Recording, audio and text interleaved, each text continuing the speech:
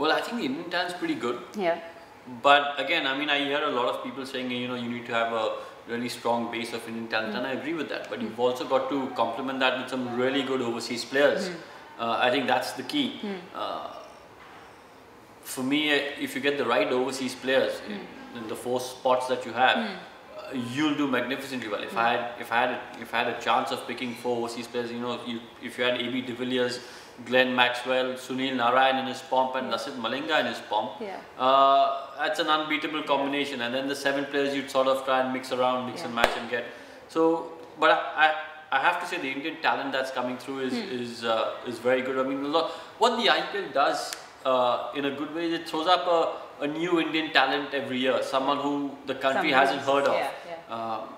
Who's probably been doing well in the domestic circuit anyway. But and it's great recognition for them, because at the end of the day, a lot of people forget that cricketers also play the game for being recognized and being appreciated for the talent that they possess. And I know a lot of first-class cricketers who've come up to me and said, I wish we were playing IPL, not because of the money, but because you do well in the first-class grind for over 6-8 months, and sometimes your neighbor doesn't know your name. In the IPL, you play one game, hit 3 boundaries to win a game, and everyone knows your name. So it's the recognition factor, which for me is key, and that's what sort of spurs the domestic players on as well. I mean, we had Paul Valtati from Mumbai, who played for Kings 11 one year, came out, did really well, and everyone was talking about him. So it must have been really great for Paul and his family, to have the whole country talking about how well you've played, how well you've done, and against the best talent in the world. There was Swapnil Asnotkar from Goa who did well for Rajasthan Royals one year. So like I say, it keeps throwing up new names. Manish Pandey, when in the second season when he scored 100, first Indian to score 100, no one had really heard of him, but then he's gone on to have a really good first-class career, knocking on the doors of the Indian team. So look, for me that's the essence. I mean, you hear of a new superstar every year, Indian superstar.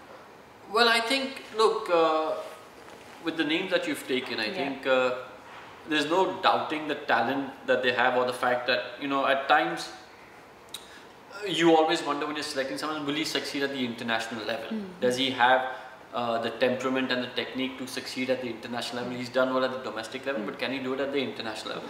I don't think that's the case with Yuvraj or Sehwag. Sehwag for me is one of the 5 great Indian batsmen. So I don't think that's a question. The question with them is, in terms of selection, is are they in form? Are they in really good form? If they're in good form, they'd be, they would be picked for the Indian team. And the second question is what view are the selectors taking? Are they looking, for a short-term view where you think, you know what, let's just get these guys in for a couple of years and then see where we go? Or are they looking at a long-term view where you want to get a younger player in?